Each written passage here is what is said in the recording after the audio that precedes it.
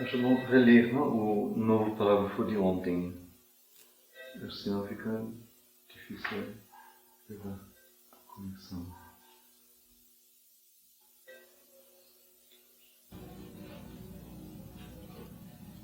O homem, então, desde que ele é um ser mental, um meio da evolução da autoexpressão mental do espírito, não pode confinar a regra de sua ação e natureza a uma obediência à lei vital e física e a uma utilização inteligente desta lei para a fruição mais ordenada, mais perfeita de sua existência, perpetuação, reprodução, posse, fruição, expansão, vitais e físicas. O homem, então, desde que é um ser mental, nós vimos que ele não é um ser físico vital, que foi dotado de mente, mas é um ser mental que se ligou a um corpo animado. Então, o homem, desde que é um ser mental, isso significa o meio da evolução da autoexpressão mental do espírito. O espírito quer se expressar em vários níveis no universo. E um nível, então, é o mental. E o que possibilita ao espírito se expressar mentalmente no universo é o homem.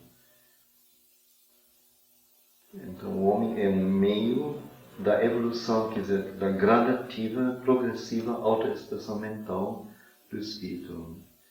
E desde que ele tem essa tarefa, essa função, ele não pode confinar a regra de sua ação e natureza a uma obediência à lei vital e física.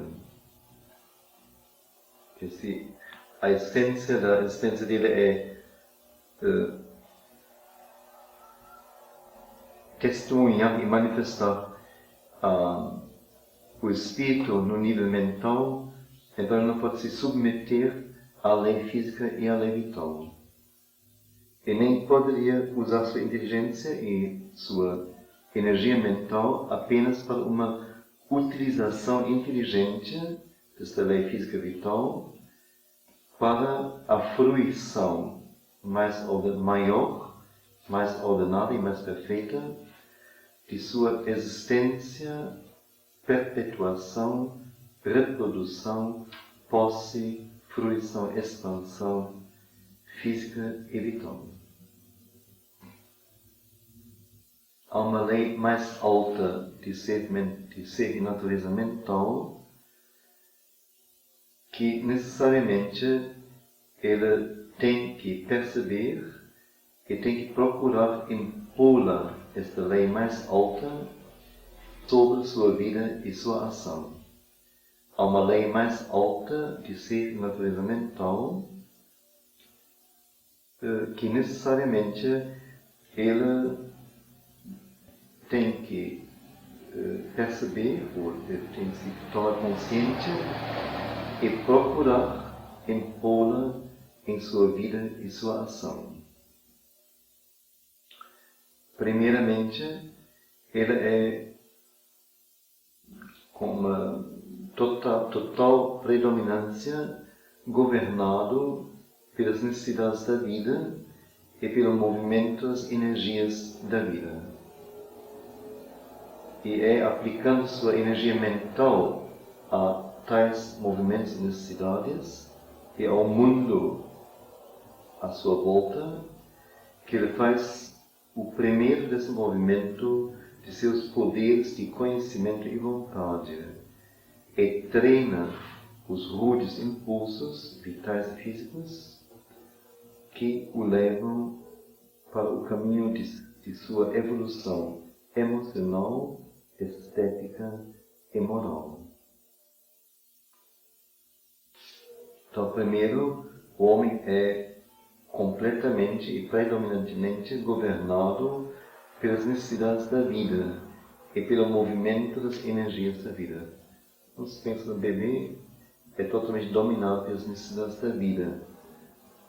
é pelos movimentos, energias de vida. Eu falei ontem, se a tia, o vovó, ou mãe quer beijar o bebê, então pega o bebê, quer dizer, não é uma necessidade do bebê, absolutamente, mas é uma necessidade da mãe, então pega e é um movimento da vida, um movimento vital. Então cada um de nós é exposto a isto. E então é aplicando sua energia mental a tais movimentos e necessidades e ao mundo à sua volta que o homem faz o primeiro, o mais remoto desenvolvimento de seus poderes de conhecimento e vontade. Quer dizer, o bebê, depois de pouco tempo, sabe quem são as pessoas, o que fazem com ele, não aceita isto, não quer isto, mas quer uma outra coisa, e assim por diante. Quer dizer, seu conhecimento, sua vontade se desenvolve a partir daquilo que vitalmente ele vive.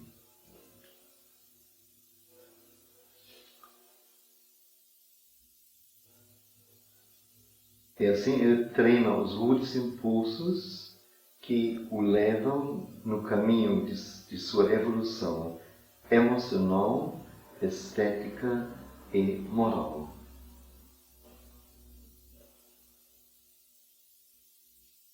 Que sua evolução emocional é claro, eu penso sempre no bebê, na criança.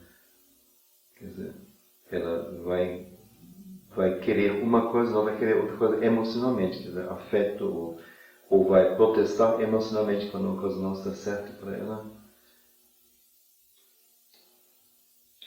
Estético,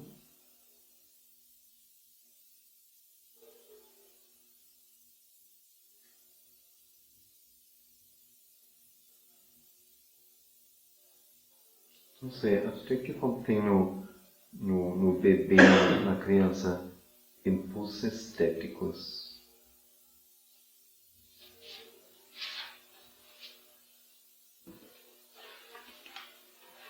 Ou na direção do estético.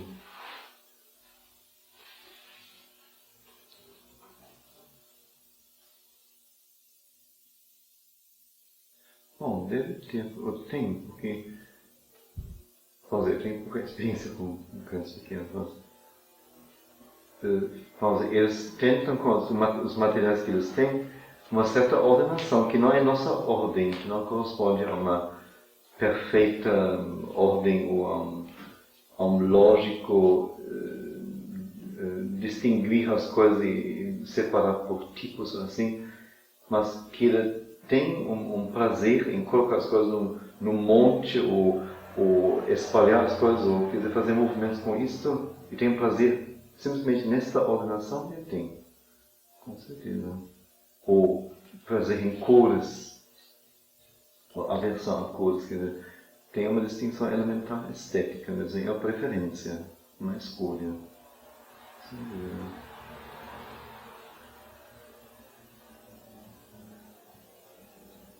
E a evolução moral, certamente ele vai aprender que certas coisas são certas ou são erradas, uma coisa ele pode fazer, outra não pode fazer.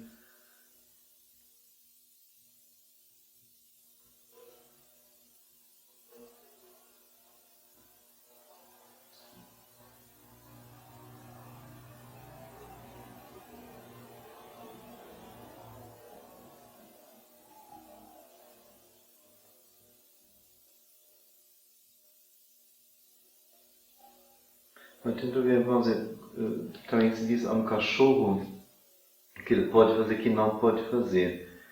E até certo ponto o cachorro aprende e obedece.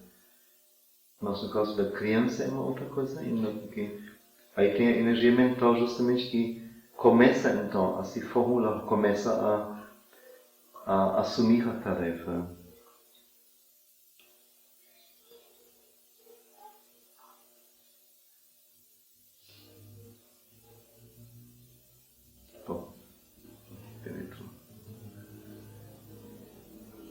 Então tudo isso é promovido pela vida, pelos primeiros movimentos da vida, das energias de vida.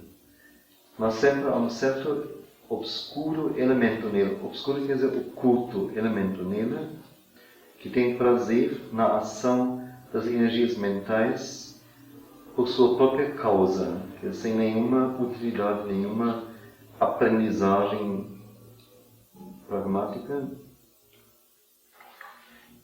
E é isto, embora imperfeito, primeiro em autoconsciência e inteligência, que representa a intenção característica da natureza nele, no homem, e faz com que sua evolução mental e também espiritual seja inevitável. Ele vai colocar isso várias vezes, assim, que primeiro, como ele é um ser vivo, ele tem que se colocar na vida, e é colocar na vida, então primeiro toda a aprendizagem é a partir das necessidades de vida, que é aquilo que ele tem que resolver, decidir, de algum jeito. Mas, diz ele logo, então, sempre há um certo oculto elemento que toma prazer na ação das energias mentais por sua própria causa, sem nenhuma finalidade prática direta.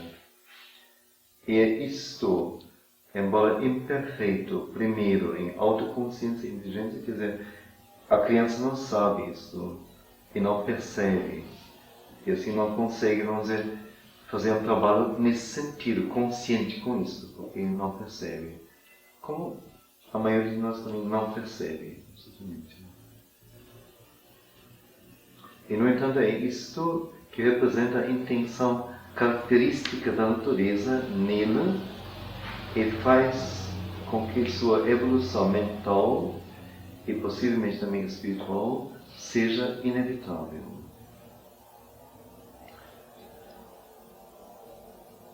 Quer dizer, isso é toda a questão, não?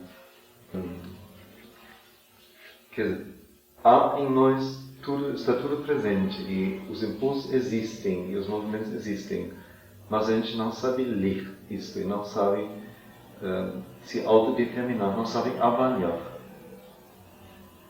Eu comecei a experiência interessante, o vigia do prédio, não? Que chega sempre tarde, então ele está lá, o vigia noturno. É um assim, bem super simples, mas muito bom. Assim, muito... E ontem conversamos, ele me perguntou o que eu sou, o que eu faço, e então disse ele, bom, que não podia nem imaginar o que seria isso. Então eu digo, é isso mesmo. A vida é tão rica, é tão grande, não? Cada um de nós tem que fazer uma outra coisa para que o todo seja assim completo. E seria isso mesmo, que as percepções das coisas não são despertadas em nós. E conversamos um pouquinho assim, ele assim, não sei, ele se animou, se interessou, eu respondi a ele. E quase me disse então, tchau, vou subir. E na porta do elevador pensei, por que não fazer um trabalho com ele? Então voltei e disse, olha, quer subir comigo? Eu me lembrei num momento, eu tinha um livro que Velise me deu sobre aves, em português, ilustrações interessantes, assim, não muito grande, tipo light, assim, pouco texto, muitas ilustrações. Se você quiser, então eu te empresto um livro. Então você leva o livro, estuda um pouquinho, tem que fazer alguma coisa para a sua mente, é importante. No elevador perguntei, você tem filhos? Tem, 2. Então eu digo, ótimo, então você leva para casa, vê com os filhos, e segunda-feira me devolve o livro. Então ontem, foi antes de ontem, então ele nem entrou no apartamento, ele é muito assim, tem muita consciência do seu jeito. Então dei ele o livro, e ontem, quando eu voltei, eu estava estudando o livro. Às 10h20, meia.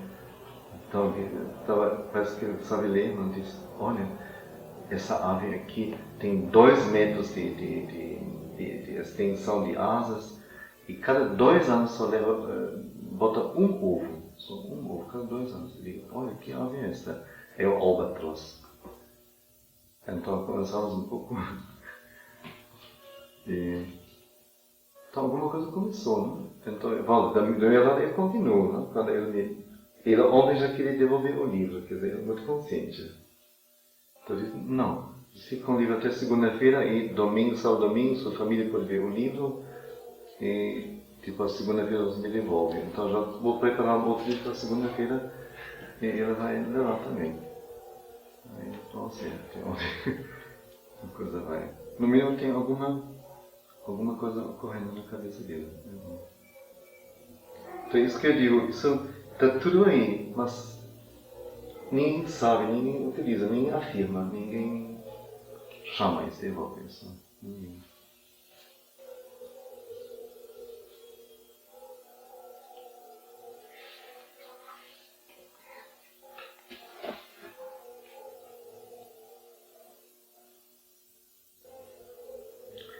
A insistência, agora vem as dificuldades justamente. A insistência do mundo externo à sua volta e a necessidade de utilizar suas oportunidades e de enfrentar seu assediamento e seus perigos faz com que sua mente seja muito ocupada, demais ocupada pela vida e ação externa e pela utilidade de pensamento e vontade e percepção em relação a seu lidar com as forças físicas e forças da vida. Quer dizer, a insistência, a agressão e toda a colocação do mundo externo à volta do homem e a necessidade de utilizar suas oportunidades e de enfrentar seu assediamento, não? Como ele é agressivo, e seus perigos, faz com que sua mente seja muito demais ocupada pela vida e pela ação externa. E também pela utilidade, quer dizer, com a preocupação que o pensamento, a vontade e a percepção sejam utilizadas apenas para seu lidar com as forças físicas e vitais da vida. A gente usa toda a mente, e todo o pensamento e toda a vontade para isso, aplicando para que as coisas rendam, para que as coisas sejam boas, para que as coisas sejam bem-sucedidas e corram bem, etc. E então, para esta preocupação com o mundo externo, a ação mais fina e mais desinteressada e o lance mais sutil de motivos da natureza mente, pedindo seu próprio desenvolvimento interior, buscando conhecimento, maestria, beleza, um deleite emocional mais puro por sua própria causa e todos os propósitos que são característicos para esta energia mais alta da natureza mental. Então, tudo isto aparece quase como um produto de apêndice, produto de segunda categoria. E, em todo caso, como coisas que são relegadas, ou de um plano relegado, que sempre podem ser adiadas e subordinadas às necessidades e exigências do ser físico vital mentalizado. Isso é totalmente verdadeiro. Quer dizer, a gente eventualmente tem uma conversa mais íntima e mais elevada, toca o telefone, a gente interrompe, corre lá e vai, não sei, informar sobre o que, fazer o que for. Quer dizer, sempre a gente sacrifica as coisas um pouco mais elevadas às coisas materiais, coisas pragmáticas.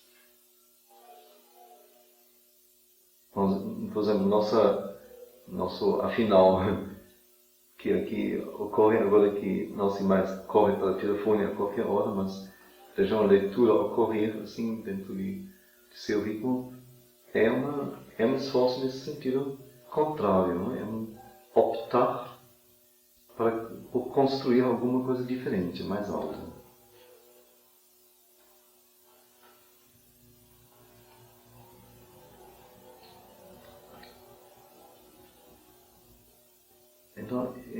Freud formula isso, é bom ouvirmos isso. Então, para a preocupação com o mundo externo em volta dele, usando o pensamento para as coisas úteis, etc. Em relação a isto, a ação mais fina e mais desinteressada, que não é uma ação que necessariamente tem que resultar em algo prático, um resultado concreto, uma coisa real, como se diz. Mas uma ação que talvez ocorra por causa da ação, simplesmente. Sem a gente receber nada em troca, simplesmente. E assim também um lance mais sutil de motivos da natureza mente. Não um motivo egoístico, um motivo utilitário, um motivo econômico, um motivo social, um motivo de sucesso, um motivo de perigo, um motivo de... É sempre mas uma coisa que seja mais sutil, que se faça uma coisa não para ganhar, não para ter vantagem, mas porque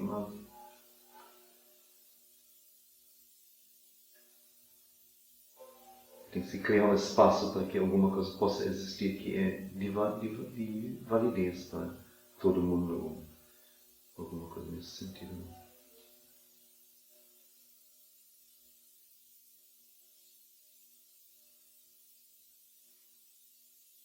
Ou eu me ligo a uma pessoa, ou recebo uma pessoa, ou falo com uma pessoa, não porque há um problema a ser resolvido, mas sinto que é certo, que é bom e que vai fazer crescer alguma coisa que é mais fina, mais sutil, que não pertence às ligações pragmáticas e no nível do comércio. Então as coisas é um lance mais sutil de motivo. Então esse lance mais sutil, esta ação mais fina, mais desinteressada, querem seu próprio desenvolvimento interior.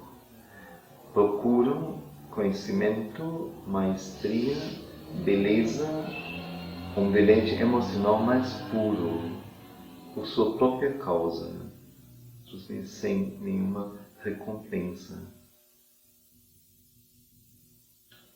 E os propósitos que são característicos desta energia mais alta da natureza mental. Mas agora, em relação à insistência do mundo externo e de toda a questão de viver e de resistir a tudo que nos persegue, invade, etc. Então, em relação a isto, essas coisas mais finas, mais sutis, parecem ser apenas produtos secundários. Em todo caso, coisas de plano relegado. E sempre então se adia, se coloca de lado esse plano relegado e faz com que ele se subordine às necessidades e exigências do ser físico vital mentalizado.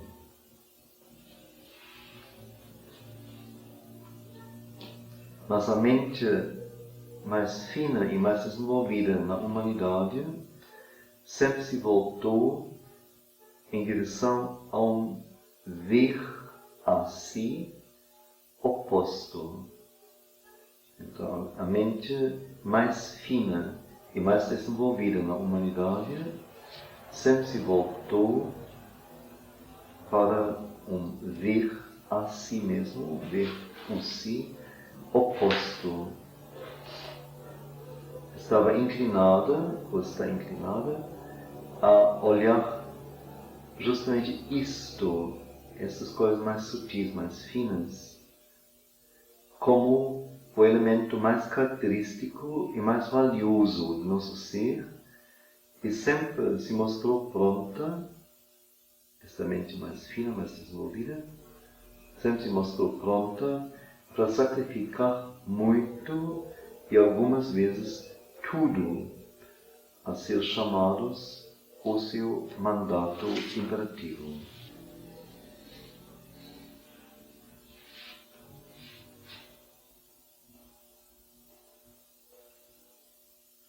Por exemplo, artistas, não? Que procuram maestria, beleza, um deleite emocional mais puro, o conhecimento mesmo.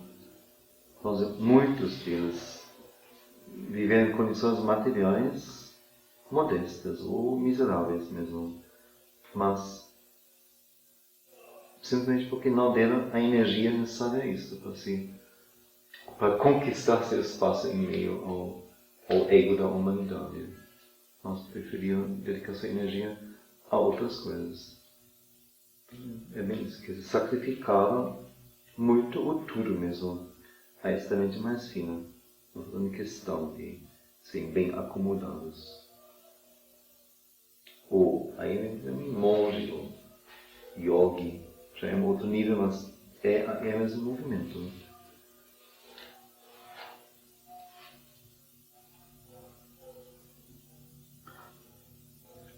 Quer dizer, a própria vida seria na realidade para o homem somente um campo de ação para a evolução, a oportunidade de nova experiência, a condição de difícil esforço e maestria do ser mental e espiritual.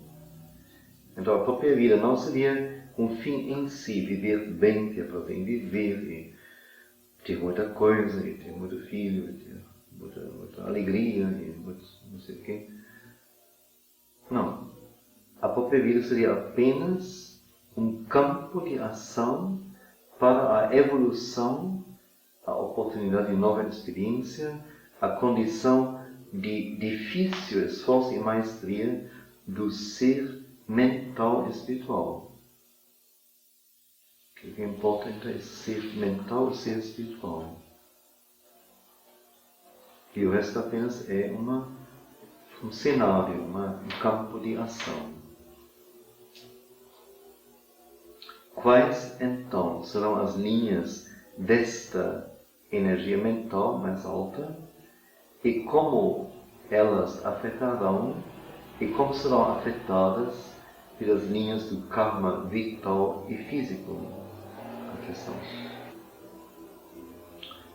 Até aí fomos ontem. Alguma coisa que alguém queira repetir? Ou queira saber?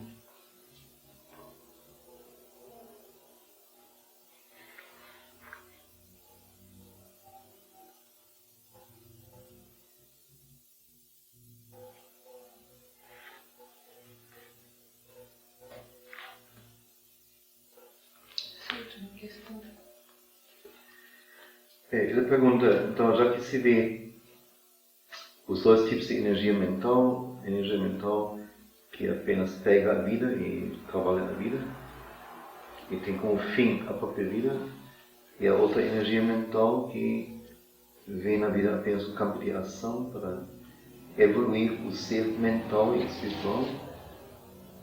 Então, quais são as linhas desta mais alta energia mental e como tais linhas, tais movimentos dessa energia mental afetam e serão afetados, são afetadas pelas linhas do karma vital e físico, do karma que se liga só ao plano vital e físico. Quer dizer, a mente desceu para dentro da matéria e tem que agir neste mundo de energia física vital e através dela. E tem que fazer alguma coisa das linhas do karma vital e físico. Quer dizer, é impossível viver aqui, estar aqui, sem trabalhar as energias físicas e vitais.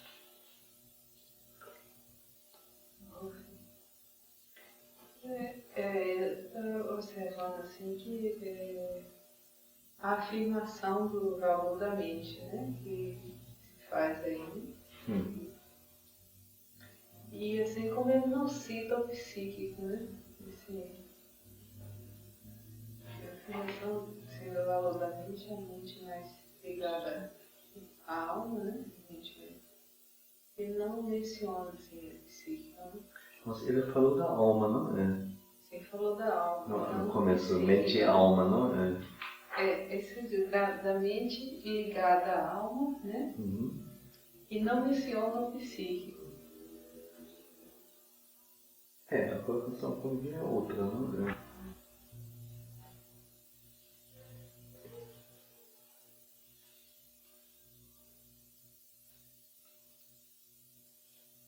Mais alguma coisa?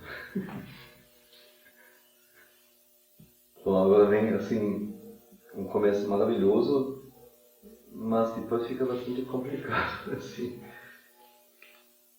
Três movimentos da energia mental do homem, projetando-se ao longo das linhas da vida, movimentos sucessivos que, no entanto, se sobrepõem e se interpenetram, criaram uma fibra tripla da lei de sua karma, de seu karma.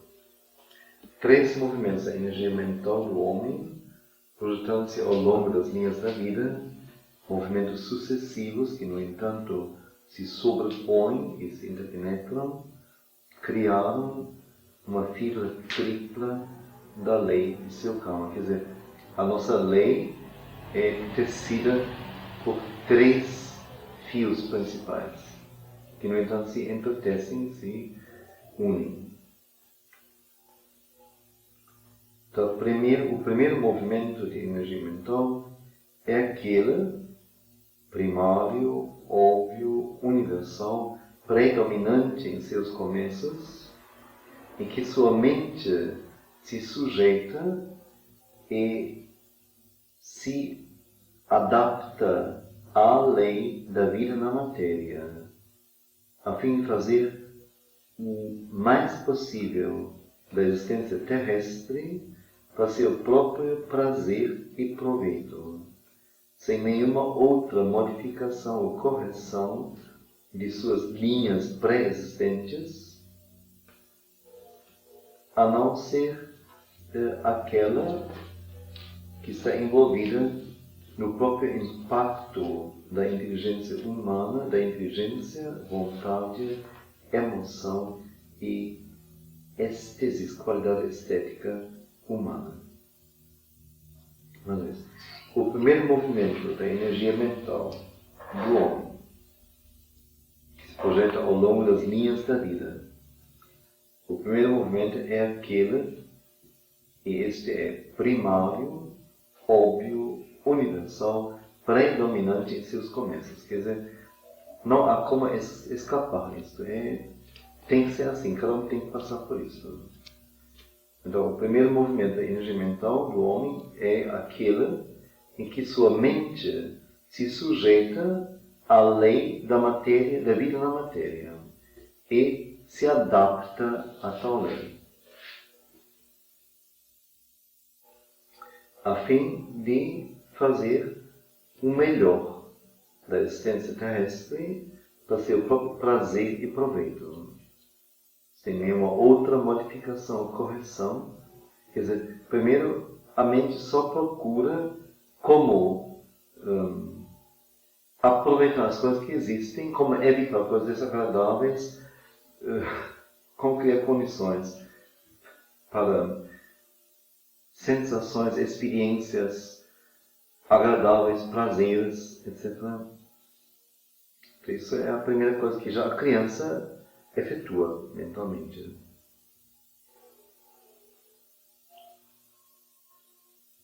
Sem modificar nada ou corrigir nada de suas linhas pré-existentes. Quer dizer, a vida tem linhas pré-existentes. Quais são as linhas pré-existentes da vida? Ou quais são linhas pré-existentes da vida?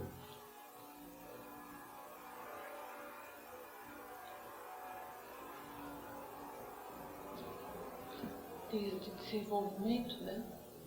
Como? Linhas. São linhas de desenvolvimento que ele está perguntando? Não, ele fala de linhas da vida. das linhas da vida. E depois que as linhas pré-existem.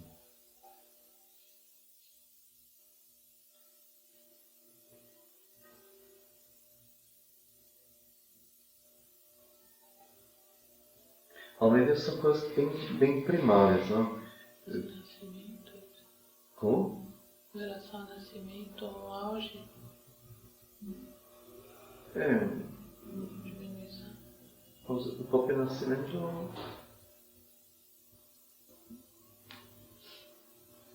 não sei, o próprio ser não tem trabalho com ele, não tem.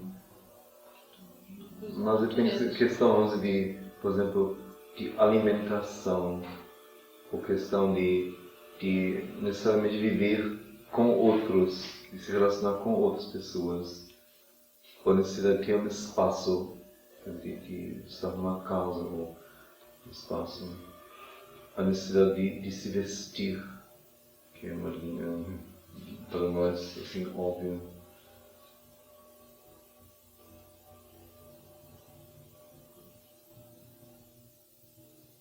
A necessidade de dormir, de repousar, a necessidade de movimento, a necessidade de crescimento, o próprio crescimento, a curiosidade que a criança tem, que é um instinto vital dela, de descobrir o mundo, a necessidade de apalpar as coisas. Quer dizer, são linhas da vida, isso pré-existe, ninguém inventa isso não é feito por ninguém, cada um automaticamente faz isso e tem que realizar isso.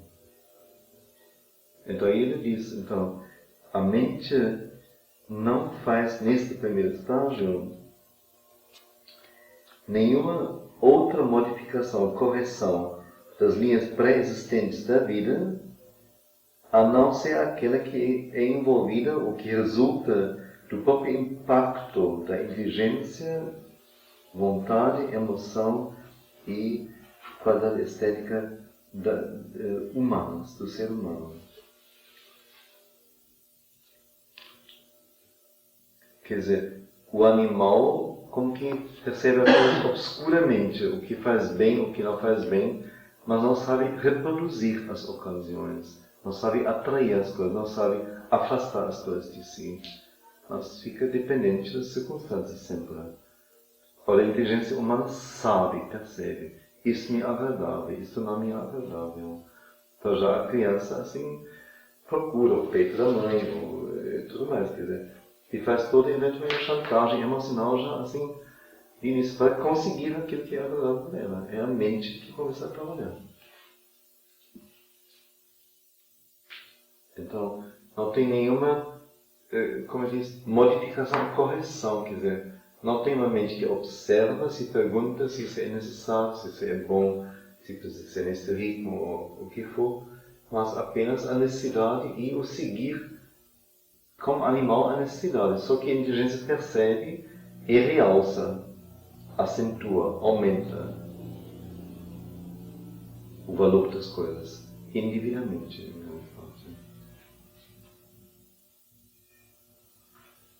Mas não tem escolha ainda. Então ele diz, realmente, estas são forças, essas energias mentais, que se aplicam não primariamente, que elevam e grandemente ampliam e infinitamente sublimam e sutilizam através de um uso conscientemente regulado e cada vez mais habilidoso e curioso os objetivos e movimentos primeiros, rudes, estreitos e essencialmente animais, comuns a todas as criaturas vivas. Então, tais forças mentais que não trabalham com as coisas primeiras são forças realmente que elevam e grandemente ampliam e infinitamente sublimam e sutilizam através de um uso conscientemente regulado e cada vez mais habilidoso e curioso os objetivos e movimentos, primeiramente rudes, estreitos e essencialmente animais, comuns a todas as criaturas vivas. Que quando a mente entra nisso e começa a trabalhar nisso, então significa assim uma modificação enorme.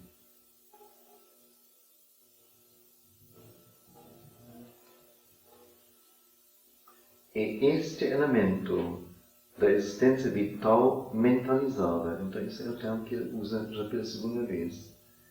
Ele fala antes do ser físico vital mentalizado. Que então na mente encontra uma ferramenta, um apoio, uma afirmação.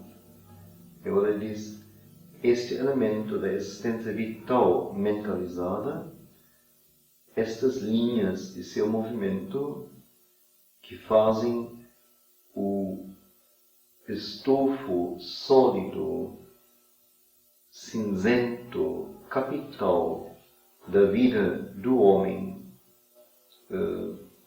normal, do homem econômico, político, social, doméstico normal, podem assumir uma grande amplitude e um brilho imponente, mas sempre permanecem em seu caráter distintivo, original e ainda persistente, as linhas do movimento, o modo de karma do animal humano pensante, dotado de vontade, sentimento e refinamento.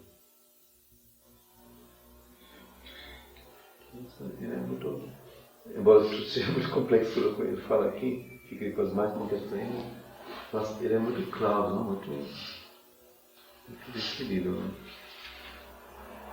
Quer dizer, praticamente ele diz, enquanto o ser mental não for autônomo, tem seu próprio movimento e que faz com que a vida e a existência nossa se subordinem a seu comando, até lá a gente só é um animal humano.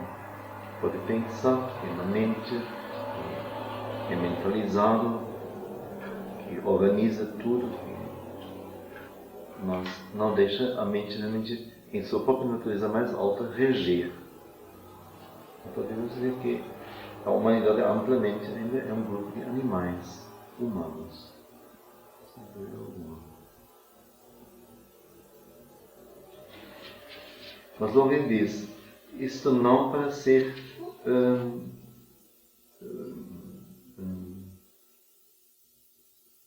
desconsiderado ou afastado ou excluído de nossa maneira total de ser quando escalamos a um plano mais alto de concepção e ação.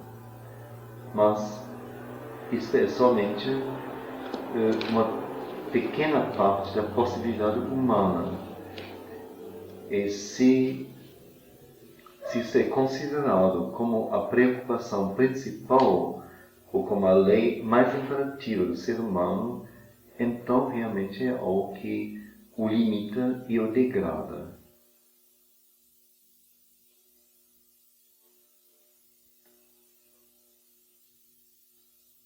Porque recebendo poderes até um certo ponto para ampliar e dinamizar e enriquecer, mas não, no entanto, não elevam a um auto-exceder verdadeiro e são úteis para a ascensão apenas quando elas próprias, as forças, são erguidas e transformadas por uma lei maior e um motivo mais nobre. Um motivo mais nobre. Porque, embora recebam poderes até um certo ponto para ampliar e dinamizar e enriquecer a existência humana, no entanto, não levam há um verdadeiro auto-exceder e são úteis para a ascensão somente, para a ascensão, não para a expansão, para a ascensão, somente quando são elas próprias, essas energias, elevadas ou erguidas e transformadas por uma lei maior e um motivo mais nobre.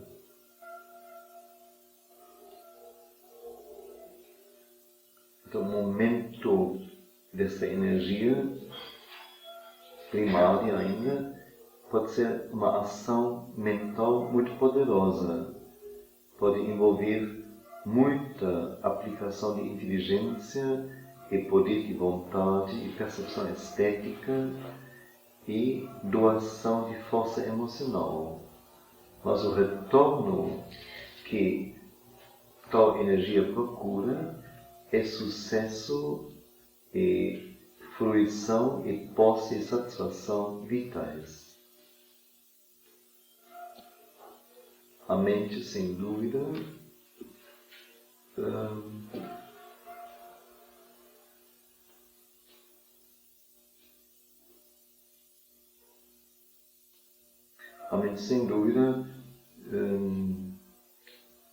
nutre seus poderes no esforço e nutre a sua plenitude neste preço, nesse trabalho, podemos dizer, mas é tido ou é preso à sua pastagem. Quer dizer, como uma vaca que pode se alimentar bastante e dar um bom leite e ficar bela e bonita, mas ela está presa à sua pastagem, não sai disso. É um movimento misto, mental em seus meios, predominantemente vital em seus retornos. Seu padrão dos valores do retorno é medido pelo sucesso e fracasso exteriores, prazer e sofrimento externalizados ou causados externamente, por boa sorte ou má sorte, o fato da vida, o destino da vida e do corpo. É esta preocupação vital, poderosa, que nos deu um elemento da noção corrente da lei de karma, sua ideia de uma recompensa de felicidade e sofrimento vital como a medida de uma justiça cósmica.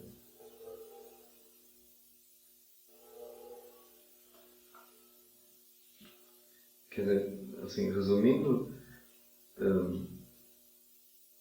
não adianta você fazer a mente trabalhar. A questão toda é qual motivo pelo qual a mente trabalha, o que ela visa, a que ela se dedica, etc. Então, quando forem fins vitais, prazer, sofrimento, felicidade, etc., então, como que é primitivo. É uma coisa primeiramente necessária, mas é uma coisa primitiva.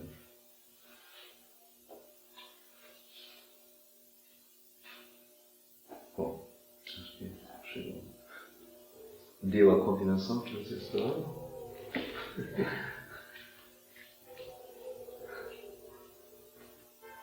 Eu não esperava nada. Nada. Você estava ansioso para ouvir a continuação.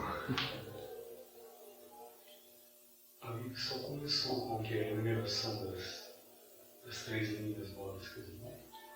Infelizmente, depois de falar da segunda, depois procurei a terceira, ela não aparece mais. Ainda vai, assim, fazendo 1000 acrobacias mentais e, sabe, dentro disso, em algum lugar tem a terceira, mas, assim, abertamente não coloquei. A segunda é a criação do Dharma, que é a criação de uma moral, uma lei de moral, uma lei ética.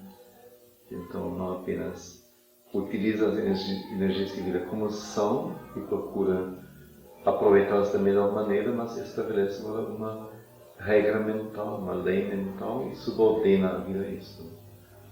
Esse é o segundo. O terceiro não foi que eu descobri, né? Mas também não tive tempo para ler, assim, é muito complexo mesmo, a linguagem, assim. Sim.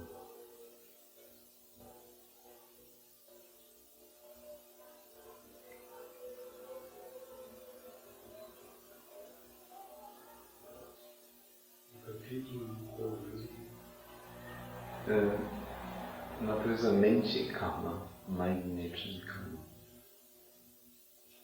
O começo assim, é empolgante mesmo, assim, simples, assim, a ideia é fascinante mesmo.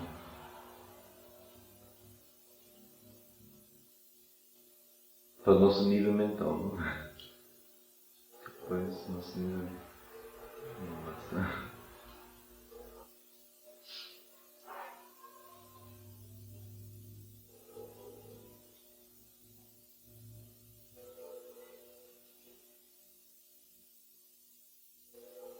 Não sei, eu estou pronto para fazer o que foi pedido, mas Josito foi embora, não é?